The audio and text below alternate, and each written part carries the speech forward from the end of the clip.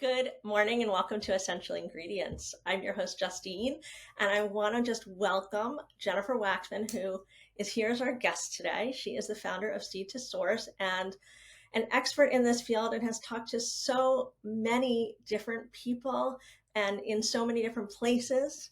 So I'm excited to have her on the podcast. I'm excited for our community to get to know you a little bit. So if we could just kick it off and say, who is Jennifer Waxman and what is Seed to Source? Well, I thank you, first of all, for the opportunity to come on your podcast. You're doing some amazing work.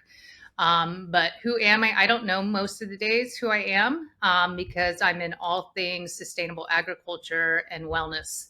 My whole career has actually been in the space, and I'll date myself, but that's okay. Starting in 2000 upon grad school, coming from a farming family and growing up like a hippie up it with my mother, growing our food and canning our food, I ended up doing a practicum for if anyone understands controlled environment agriculture, which really just is what it sounds like, growing indoors with controls. They will laugh when they hear that I was on a project that was an outdoor, multi-tiered recycling hydroponic flood and drain into an aquaponic reserve for desert tree growing in Florida. Humidity, Florida, sun, doesn't work. Proved it financially unviable, both from taking a lot of grant funding from the USDA and the University of Florida, and not really pushing the needle. But what I did see at the time was this was the future of food, and I wanted to be a part of it, as cliche as that sounds. But I thought I'd be blacklisted. But instead, some of the equipment providers to that project noted what our consulting group was what we called ourselves. Of course, we were in college.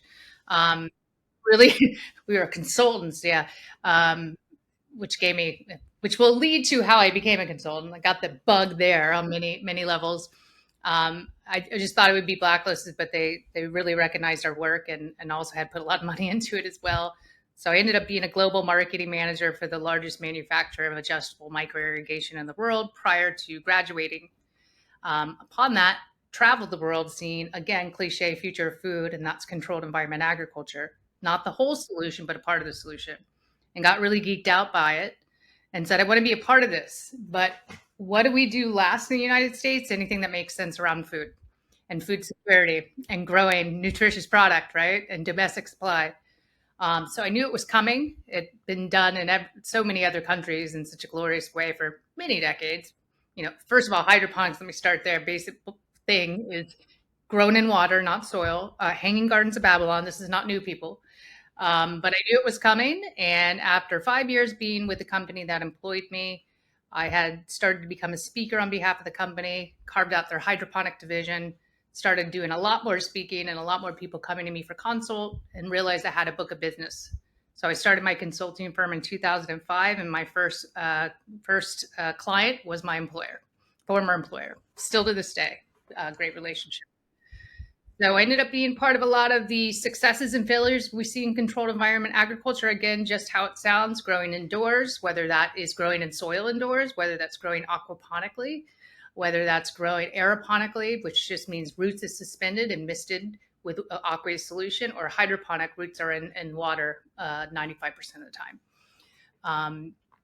And just had like a heck of a time just navigating the new world order of that in the US, and all the people that were opposed and afraid of it, especially old school farmers, which I had an appreciation for. At the same time, launched the second chapter of Slow Food in the US in Orlando. So how I gained some respect back was making friends with the farmers and cutting out the middleman. So, with every entrepreneur and every consultant working through these new initiatives and these new innovations, there's a lot of successes and failures in the process. And we learn so much from our failures as much as our successes. So, could you share a couple of those successes and failures you had during your journey? Sure. First off, I want to state you can never be a consultant if you haven't failed forward, right? That's your whole job is to make sure nobody repeats or is risk mitigative to the failures or struggles you had. That's the key to a good consultant. and a lot try to lead with just successes. And what that tells me is they've had more failures than successes and don't recognize as such. So we're proud to say we had a lot of failures. Failures are trying to be too much to everybody at all times. Um, Failures are going into having that gut feeling of taking on a client that is in it not for the passion that my firm walks the walk with, and that's agriculture and healing people. In fact, our mantra is the intersection between wellness and agriculture, and when you separate the two, we become ill, and that's the state of the world. And just going, as a hungry, need the next gig, newborn consultancy firm, we would take whatever came to us and get excited and almost take the sales pitch and not be able to peel back the layers of the onion, pun intended.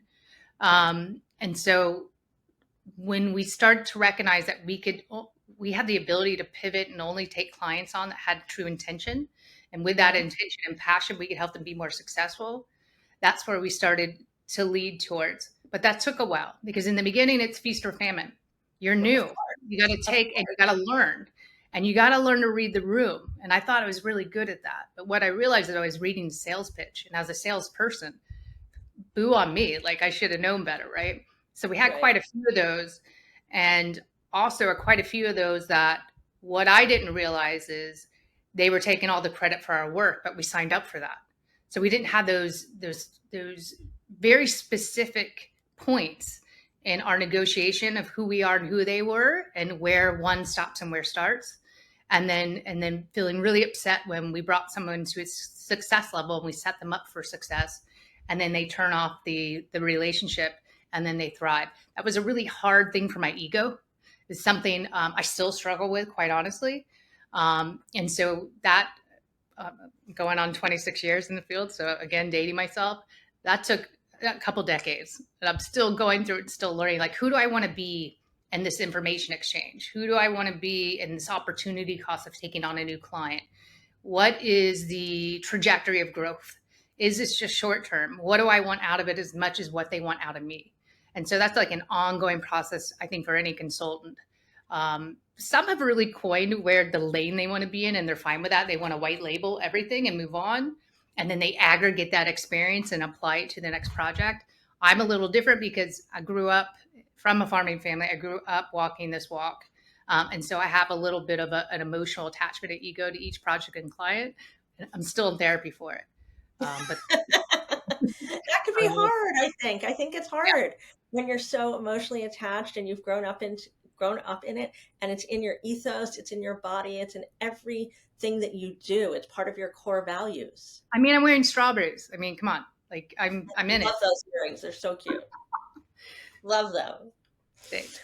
So if we go back, you graduate from university and you come from a farming family, and I think it's clear that was like a natural path. But I'm curious, when you were thinking about, okay, how do I want to change the world? Because it sounds like you were on a mission to make the world a healthier place, to not be sick, from the roots, so to speak.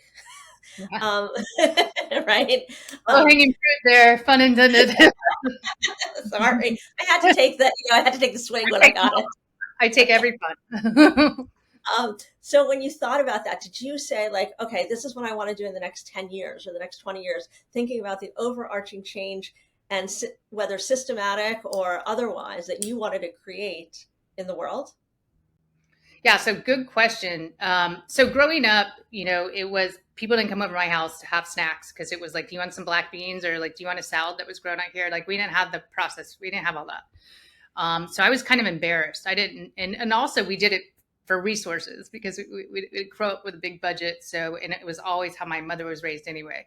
So it wasn't like this glamorous thing that it is now. Like, everybody thinks it's cool to farm now, and all the things that we used to be like, no, I don't have the Twinkies. Like, it's PTSD from it.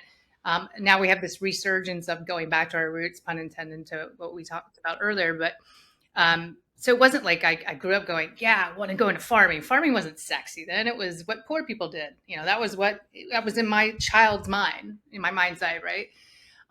Then got to college, became a big hippie, was always plant-based, and started cooking for everyone. I realized that was my love language. That was my nurturing. Here's all my poor college student friends, and they're away from home and they don't know how to cook, and I'm cooking for everyone. And like, that was my nurturing ways. So it wasn't like I set out for that. It was just in my DNA. I actually went to school for psychology, started graduate school in psychology because I wanted to help the world. So I always had that mentality of, I have to make my stance here. I need to leave the world a better place. I need to heal people. Did I have the definition around the heal then? No. Ended up going into grad school, taking my work home for me, with me, wanting to, like, literally, if somebody was hurt as a therapist, like, I wanted to go make sure that, it got very dark because I couldn't control it. So I remember my brother calling me and saying, "You've been an entrepreneur since you were 11. You had a babysitting ring, for the love of God, in the neighborhood. Like, get out of whatever you're doing, but the root of all business is psychology. Apply that, and then just go." I went to the same MBA school that he got his MBA from, and he's just like, "Just go there. You'll find your way." And then it found me, right? I had that practicum in agriculture. And then I was like, wait, I'm doing the math here. Like, I understand this. It's not new to me. It's just a new application. Agriculture is agriculture. This is just little technology laden and like new systems and processes. So that's kind of how it was all born. But it wasn't like this ultimate plan. The plan was always to heal. I just didn't know. I didn't have the wherewithal behind how I was healing. And so I was able to bridge both the worlds. And that's really where it started.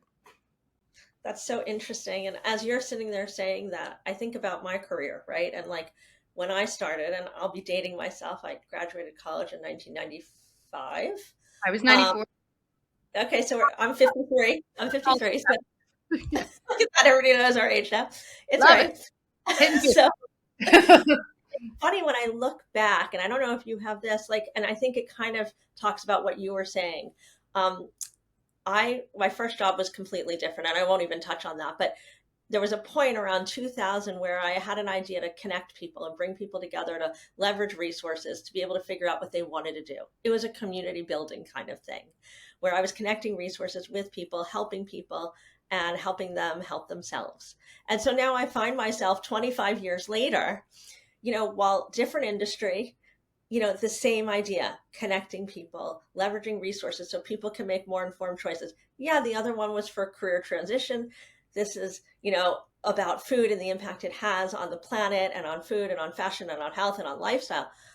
But we seem to like take those ideas that we have and they come through all the way. Sometimes it just takes us a little while to figure out where they're going to land, but we keep where it's sort of like it was like a practice run. I feel like it's like practicing until you get there. I don't know if that makes sense. It totally does. It's like you're already in motion, but you don't know how to. You don't put it in context. It's just happening, and then one day you have that aha moment. You're like, wait a minute, this is all synergistic. This all happened at the right reasons. This happened negatively. This happened positively, and this is where I am. But oh my gosh, it's all the same thing. It's all the same thing. Exactly. It's healthy. Exactly. Yeah, and it's I'm 53 and I figured out that I'm doing the same thing I did when I was however old, 25, but in a different way, right? Wrapped With a in a little bit different more, package. yeah, with a little bit more expertise, a little bit more wisdom, a little bit more patience, and a little bit more thoughtful, and strategic planning, let's just say. Yeah. So, as you were talking about that, that's what came up for me. And I was like, I'm there with you. Like I could see myself like going through that whole process as you were doing it, even though it wasn't in farming. And so then you fast forward and you're now this consultant and your client is, or your old employer is your client, and you're doing exactly what you set out to do. And not everybody, it's that clear for people, and people have a lot of challenges around that, and it's hard to get there oftentimes. So what would you say to those viewers, those people tuning in today, whether they're listening or watching, that are trying to navigate that for themselves? Yeah, good question. Let go of the fear. Like, what do you really have to lose? A no? You get no's all day long. You get no's verbally, with physical cues, with a gut feeling. Like, you really have nothing to lose. And I had to realize what makes me happy goes back to the feeding people. Me cooking for college students, that you can't cook without agriculture. Like me nurturing people, you have to nurture plants. It's like human connectivity. They're living things. And then when you can translate that nurturing of the crop, and now you're nurturing humanity or animals or what have you, even if it goes into biofuel, which has, this is a whole nother subject, but it all stems from agriculture. At the end of the day, you're helping move the needle. So what helps you move the needle? What makes you feel safe? What makes you feel proud? And it could be the most simplest of things, but the most simplest things are what make people billionaires. You know, we are make everything so complex.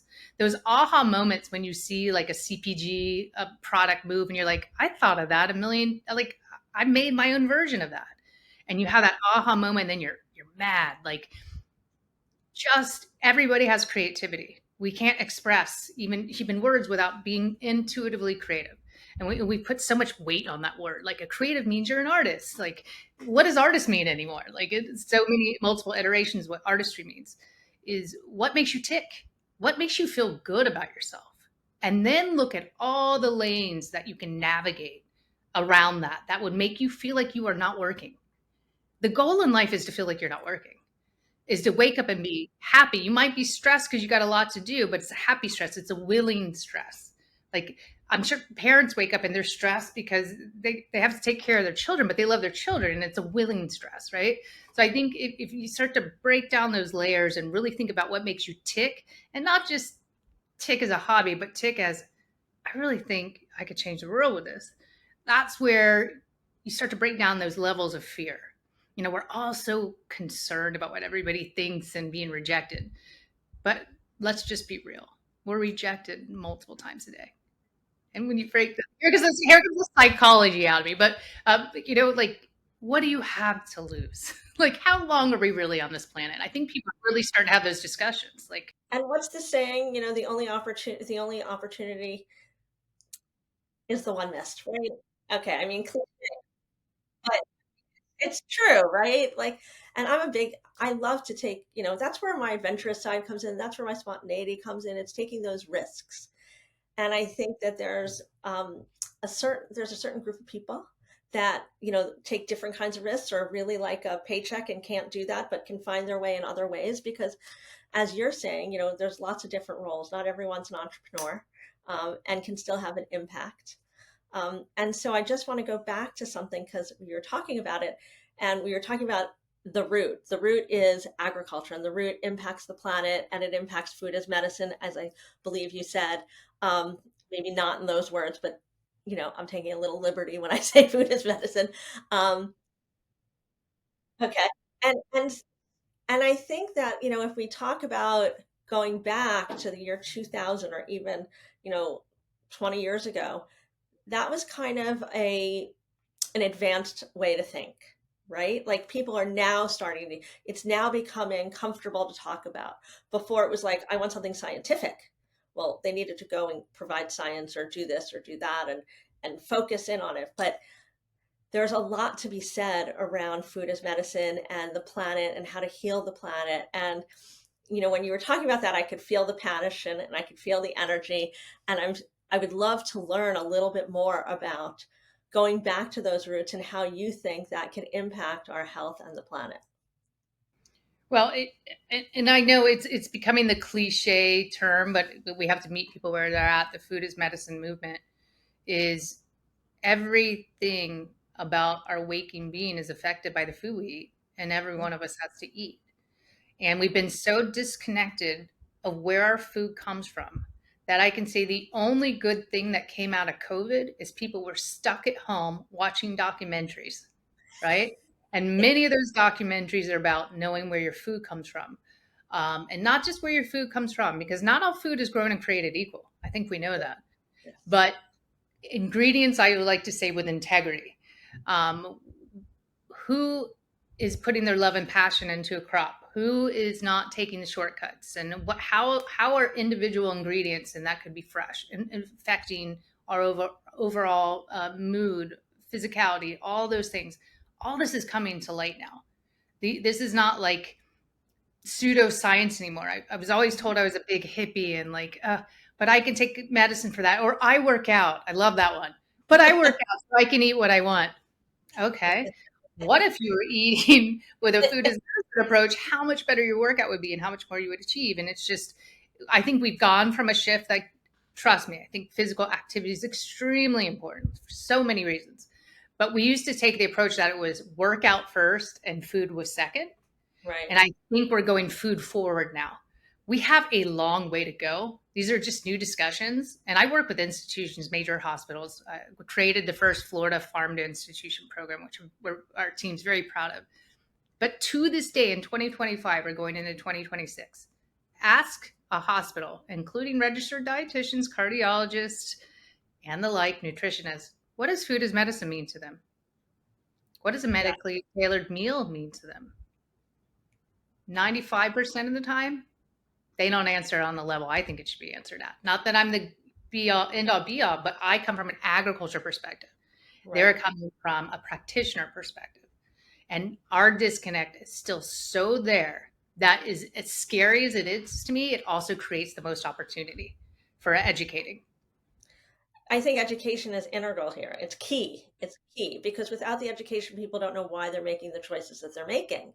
They don't know why to choose this over that. Um, and I just want to go back to the hospital you were talking about because interestingly enough, Northwell, it's out of the Northeast corridor, out of New York and Connecticut, and they integrated a program that they built it out like hospitality, and they bring top chefs on, Michelin starred chefs or whoever, but they also connect them with dietitians and nutritionists. And instead of getting frozen fruit and frozen vegetables, they get things from the farm. And then they make and they tailor the meals to the patient so that they're not giving the patient something if they have high cholesterol that's going to be bad for them. They're looking at the full picture. And this was a unique thing that I saw when I first talked to them about this, that you had a hospital creating this. So I love the fact that they were doing this. I'm curious to hear how that is similar or different to what you were talking about with the one you're working with in Florida. Oh no, multiple institutions, not just one. So I deal with about 25 plus hospital Like I institutions, and said, all those institutions. and they all still don't get it. And what you're hitting on is precision nutrition, depending on chronic conditions. So not all fruits and vegetables serve our bodies well. We're all very unique. For instance, I'm working with an insane company right now called Get Saucy. They're a complete allergen, all allergen free, friendly, everywhere from AIP compliant, no nightshades. So they've created a tomato sauce without tomatoes, and What's it ingredients. made out of? We use red carrots that are high in lycopene, actually higher than tomatoes themselves. So my job, which is I call it the golden unicorn job, is to procure domestic side consistent high nutrient value crops that can replace allergen crops. And we've been able to get them where we have pilots going into major institutions now, because where's the last place you need inflammation? In a place of healing where you're trying to Right, heal. right. Where's the number one place you're probably being fed some really bad product? A hospital. So the fact that you've just mentioned, and thank you for introducing me to the good work that they're doing, because I didn't know about it. Like that's where hospital and healing institutions need to go. So the upsetting thing is we go back to food as medicine, and those that have allergens, that's 50% of the population have food-based trigger allergens, and they don't even know. So even though they're combating a chronic disease, and they're in the hospital or transitioning out of the hospital to heal, they don't even know this exists. They're there for something else, just called inflammation, and they don't Right, know the very food that they're eating is disrupting that inflammation, making it go off the charts. And even at the practitioner level, they don't know until it's too late sometimes. However, there are ways to figure that out quite quickly to reverse the diet with precision nutrition, local sourcing, you name it. As we all know, and if we don't know yet, I'm going to pretend that this audience does know, because I believe an enlightened audience.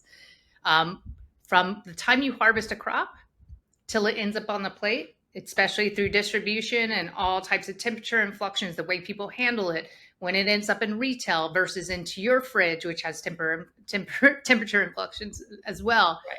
we've lost about 80% of the nutritive value. That's pretty scary stuff. So you are here committed to your family, committed to your own personal wellness, spending your discretionary income on so-called organic product, so-called local, this and that, because you're doing whatever you can with all the information overload that you know, and you think you're making the right decisions. And most of the time you're not. So what do people do when they're in this situation? I mean, I'm overly analytical about everything, and I pay attention to every feeling I have with every bite that I take. But I don't think that everybody does that, right? That is something I grew up with my mother being like, sort of ahead of her time and telling me you can't have dairy, it's going to make you congested, and don't eat this because that's bad for you. But for the average person that's not paying attention to how they feel from everything, how can they address this for themselves? Are there tools? There are, and you can get food assessments, food trigger assessments, even through your insurance. Go to your doctor and get a referral. It's not uncommon. It used to be, but it's not uncommon anymore because it's going to save the insurance company a lot of money if they can figure that out, right? So there's different like economic incentives of knowing, trying to figure out a solution, or even knowing if you fit into those categories now. But I always say start in your own backyard. That's why I started this. The second chapter of Slow Food Orlando is let's not talk about food deserts because that's a whole nother topic for like 3 more sessions with you. Let's talk about what most people have access to in their own backyard. There's farmers around you. And you used to say, well, there's not because we don't have conventional farmers. Well, you have urban ag. There's hardly a state now that doesn't have some kind of program there, or homesteaders that are bringing their product to farmers markets. Start at your farmers market, ask them questions. You can do a quick Google search. Again, I don't have 5 hours to tell you all the questions to ask, but do a quick Google search. What are the top questions you should ask your farmer to know your farmer? Like this is like readily available, some very obvious information. Like are you not GMO? Do you use any chemical inputs? Like, do you use bees? Like, there's a lot of easy questions. You don't have to be an expert. Just bring your checklist, and they'll be like, "Oh, okay, she's asking me a lot of questions." Because what you do want to figure out is if that farmer at the farmer market just didn't go to a dumping station of food waste and then represent themselves as a farmer at said farmers market. Then you want to support your grocers that have local food programs. Unfortunately, hate to be the bearer of all bad things, but a lot of times just because they have a local food program doesn't mean it wasn't sitting in inventory before it got out there, before it got to you. With each second, it's losing its nutritive value. It's just like taking a human off oxygen. What happens, right? We deteriorate. The third thing is there's a lot of direct ship from amazing regenerative farms and controlled ag farms that, yeah, local, local, local, trust me, I used to be that person, 150-mile radius. Well, it's just not possible. But there's a lot of companies that they're harvesting that day, getting it into a box, and FedEx has it to you. And the best temperature controls it can, not always the best, but it's to you the next day. I mean, we have to meet our expectations where they're at, right? The fourth one, anyone that tells me that they don't have a green thumb or they don't have the room to say that they can grow a tray of microgreens in their own windowsill, 1 cup a day, you're literally putting it on a mat and spraying water on it. Sometimes a little nutrients, sometimes you don't need it. All depends on the humidity in your house. If you can't even do that for yourself, but you can spend $150 on all these supplements a month versus $5 maybe a week, I don't know where to help you. Like, you don't really want to help yourself at that point. So it's like, why even listen to this podcast? Well, I do think that COVID was the impetus for many people to even start their own gardens. I mean, well, we moved during COVID, and I have a garden. Now, I grew up in New York City. We did not have a garden in New York City that we could grow our vegetables on. You know what I mean? And we didn't have a fire escape, and we didn't have a windowsill. But I mean, we had a windowsill inside, not outside, and we would grow a couple things here and there in the window. Um, and I think that, it was an opportunity during that time to really embrace the ways that this is available to you. Now there's many more ways that you can do things that we couldn't do back then. And I think it's exciting for people. It gives people a touch point and it enables them, if they're interested, to get involved on a personal level. and to participate for themselves. There's so many levels of engagement. I have a lot of friends, and I'm part of it. Like we all grow something different, and we barter. Even to the level that I'm a zero food waste person, and I teach courses on that. Like any of your leftover vegetables as you're chopping, I freeze it, then I make a broth, and then I give that broth to everyone as a water substitute and everything they cook, and a sipping broth, and all the good things for fasting. And then I take that mush and I put it out into the plants. So it's like this. There's so many ways, low cost ways to participate. Join a CSA, which is community supported agriculture. And there's many community gardens also that people share. I tend to, one thing that I like to do in the summer is like with leftover or overripe fruits, I'll put them in the ice bins and I'll add a little water and mint or something. And then of course you have like some sort of juice or you can put it in water and it becomes flavored with cucumbers or whatever. Um, there's so many different things, and even using the stalks of things. Are there any tools or resources that you think we don't have today that would be really useful to be able to make things more accessible and easier for people? Well, go old school. I think you just said something about like regrowing from the stalks. Like anything with a root, you can just like cut it and regrow it hydroponically. Just guys, all hydroponics mean take the technology out. It just means in water. Put it in a dang jar with some toothpicks and let it regrow its roots, and then put it into a container farm. And the container farm literally can just mean a flower pot with some soil, and put it indoors, elevated if you have animals, whatever, elevated, right? So it's getting sunlight, or outdoors on your porch or what have you. Like these are people have been doing this since the beginning of time. There's so like it's an easy search. There's so many YouTubes of like creative ways to reuse. I mean, for the love in third world countries, and we should be ashamed of this, they're taking Pepsi and Coke bottles, liters, and cutting them in half and making hydroponic and soil systems. Like again, this whole skill, like you need this certain skill set, you need certain tools, you need all this. It's just simply like you're overcomplicating it. Take out again, we go back to that fear state. Like, I can't do this or this, that. Just because you haven't done it doesn't mean you can't.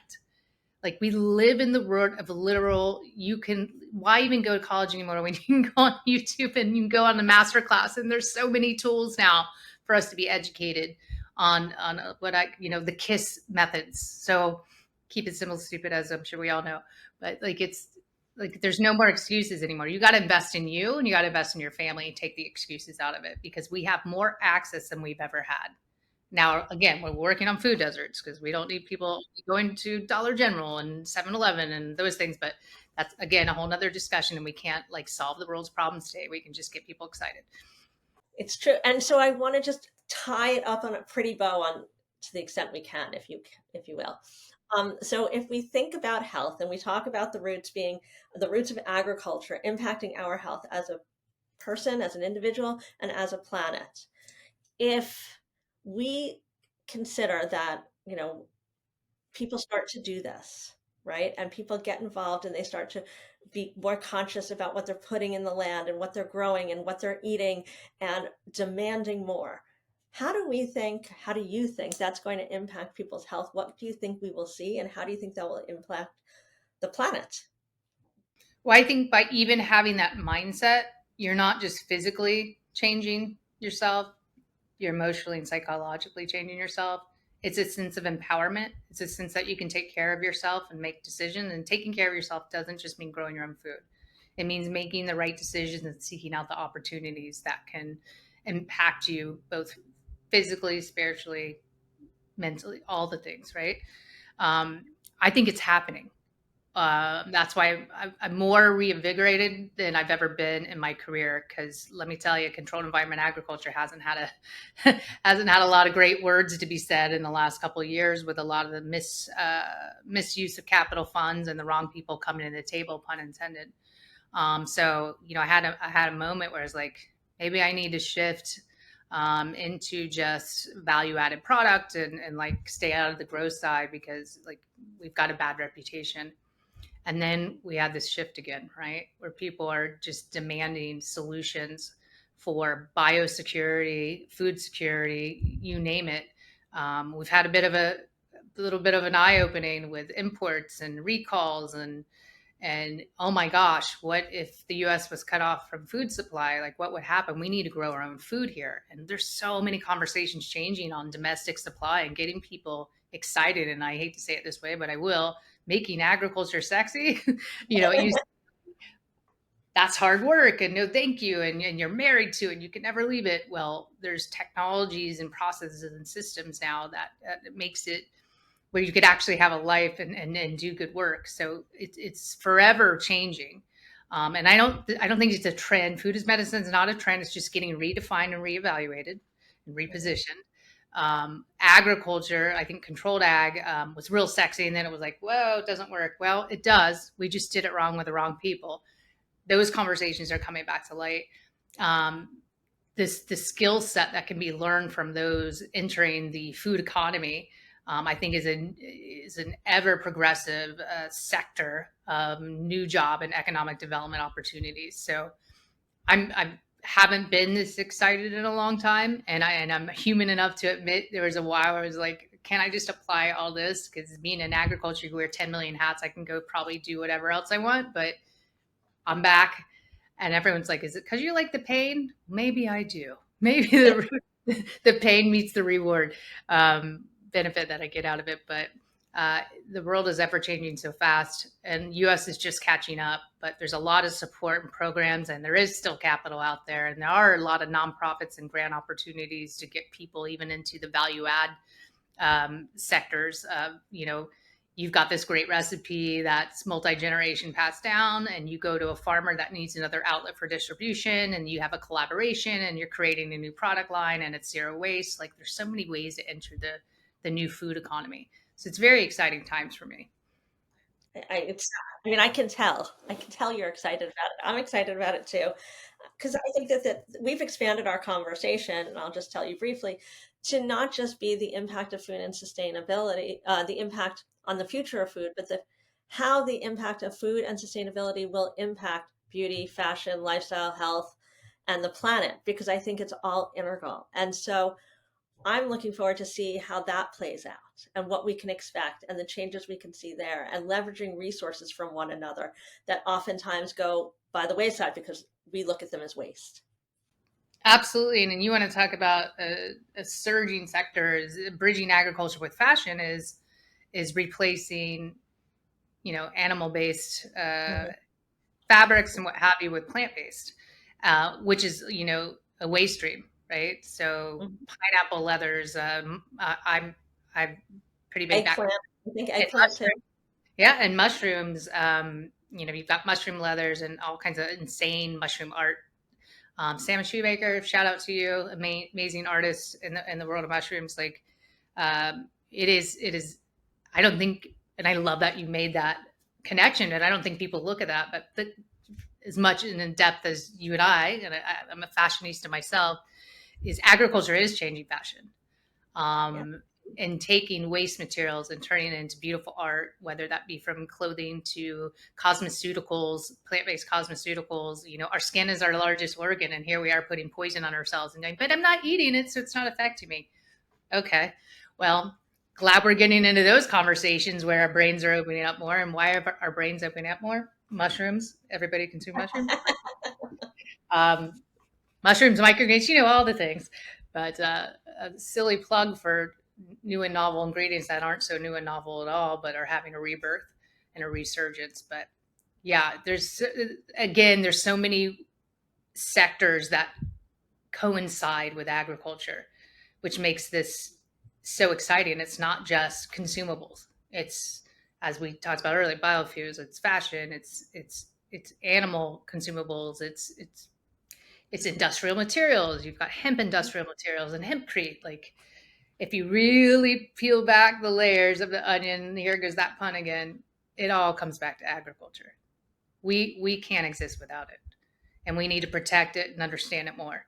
And I feel like those conversations are happening now more than they ever happened. I hope so. And, that's why I built this platform, this podcast, to be able to initiate, to light the fire underneath a couple people, to have some conversations, to get people curious. to give people an opportunity to hear from experts and make better choices for themselves and their family and the planet. So I'm so grateful to have had you here today. I want to thank you for joining us and for having this conversation. We're going to bring you back if you'll come, because there's so much more I feel like we can talk about. And I want to thank our guests for tuning in. And if there's anybody that wanted to get in touch with you and they had questions, or um, they wanted to, brainstorm with you about agriculture and how they could maybe leverage what they're doing, what's the best way for them to connect? Well, they can email me, but I do a lot of speaking engagements that are made public, and including this one. And thank you so much for having me, because I love everything you're doing, and I think we're going to be best friends. But I think we already know that.